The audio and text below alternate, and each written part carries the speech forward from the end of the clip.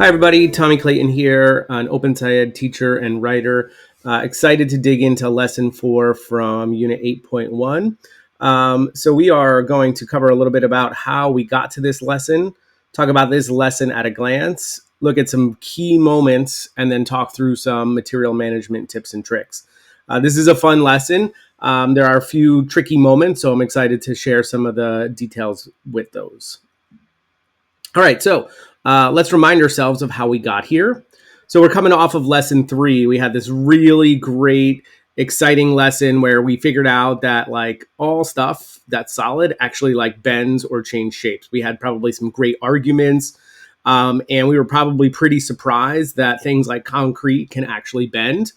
But we ended lesson 3 being like, okay, all right, so yeah, I get that all things bend, but it's like because you have to like push really hard, right? So we were left wondering like how hard do you actually have to push on something to get it to deform? And is that like going to be temporary or like are we going to permanently change its shape? So we're going to dig into that, and that's our lesson question for lesson 4.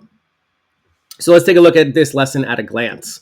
So this lesson is an investigation lesson. It's 2 days. It'll take you about 20 minutes to get prepped for the hands-on portion of it. And the students do not need devices. And there are no videos for this as far as setup or any of those type of things. So at a glance, we navigate in and remind ourselves about where we left off in lesson 3. We're going to plan our investigation, which involves us identifying the variables.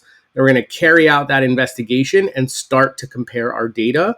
And that's going to make us want to make some predictions about some other materials that we tested in that investigation.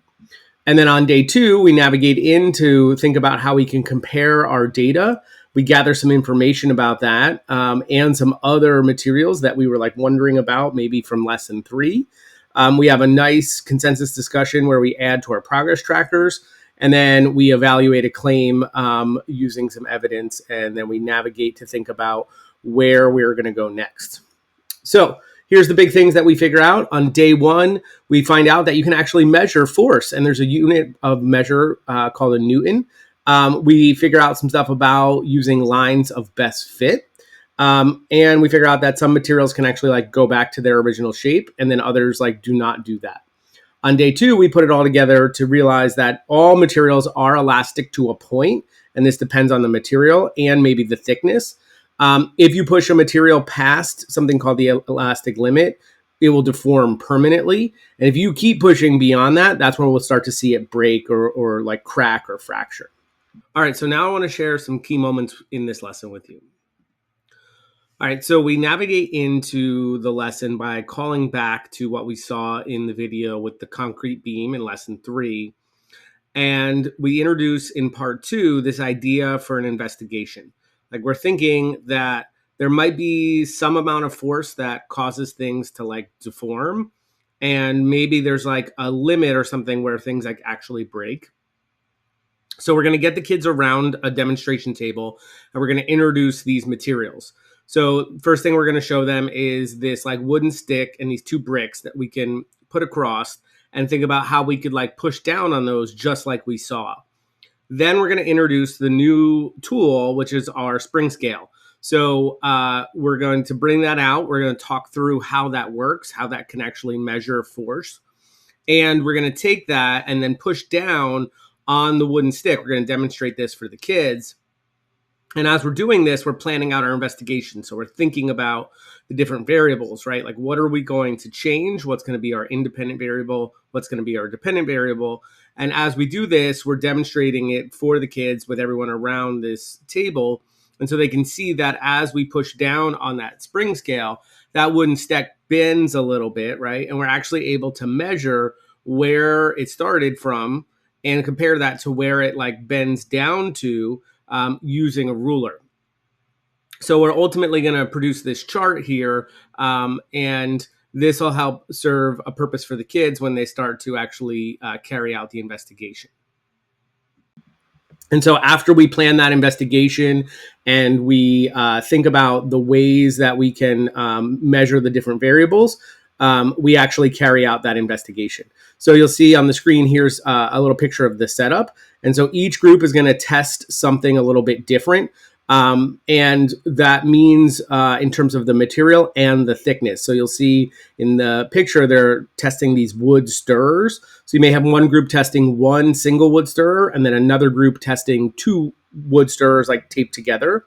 And then maybe on the other side of the room, you're going to have somebody testing like a rice noodle or some styrofoam, like a different kind of material. The goal here is to vary the amount of materials that we're testing in the room and the thickness, so we can start to figure out some cool things about that.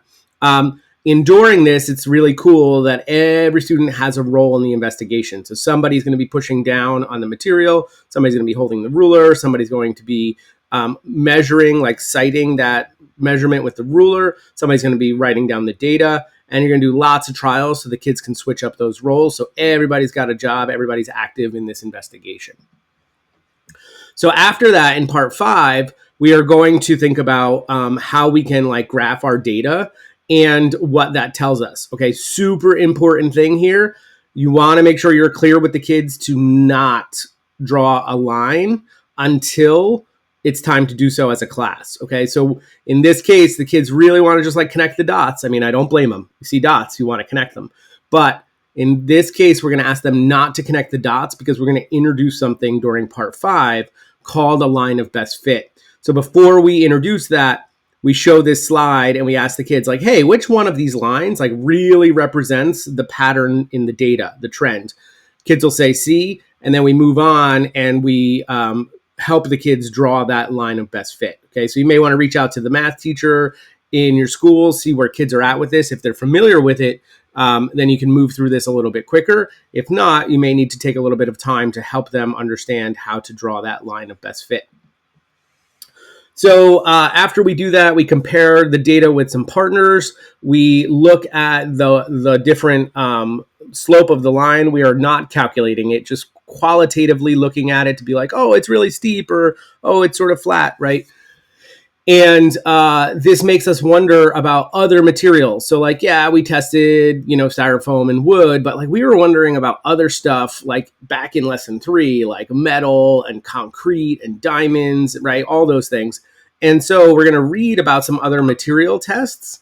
And what we're ultimately going to do with those is look at some graphs, and we're going to come together to really figure out that everything has some type of elastic limit.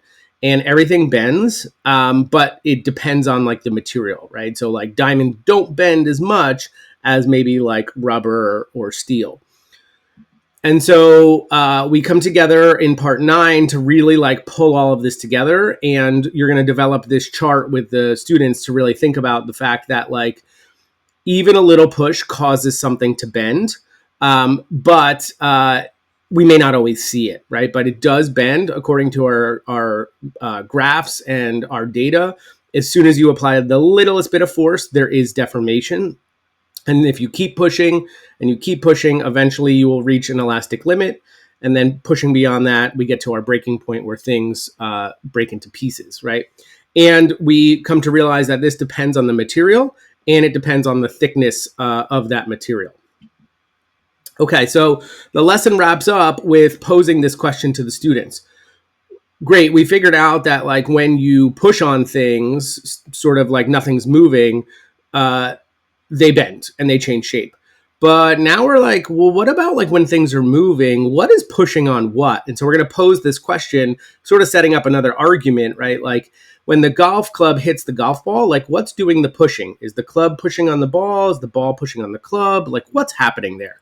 Sets up a really great debate, and that's how we're going to navigate into our next lesson. So here's some tips and tricks for this lesson. Okay, first, when the students are testing these materials, you're only going to tape one side of the material to the brick or to the books. Okay, the other side needs to be free to move up and down. When they're testing multiple materials, they want to tape those together. So a little bit of tape around both ends of the wooden stirrers or the styrofoam or the noodles, whatever you use for those materials. Okay, you want to make sure that the students are looking at eye level when they're measuring that deformation, not looking at the ruler from above or below, but make sure they actually get down eye level to measure that each time. And you're going to want to make sure that your scales, your spring scales, are zeroed out. Okay, it might be worth it to help the kids learn how to do this, because we are going to use these spring scales often in other investigations. So I would recommend, if you can, teach the kids how to actually zero them out, walk around and confirm them before they get into that investigation. A lot of words happening in this unit, in this lesson. Some great things that we are adding to our word wall. So we're going to add an example of line of best fit, no definition, just an image for the kids to look at. We add new words, elastic limit, and breaking point. We actually encounter those in the reading when we read about those other materials. And then we're going to pull words from other units in the past, like independent variable and dependent variable. These happened in many other units that the kids hopefully have been exposed to by this point. A little bit of your poster management. So you may call back to that rigid objects list that we had from 3. It's a nice navigation for the kids to see that they did suggest we look at like diamonds and metals and things like that when they're reading. You're going to create that poster of the sort of protocol for the investigation. And you're going to create that poster where we walk through like how much force it takes to deform something, whether temporarily or permanently. You're not really going to need these necessarily in future lessons, but they are good. You may refer back to them at some point, but you're just going to develop those in this particular lesson.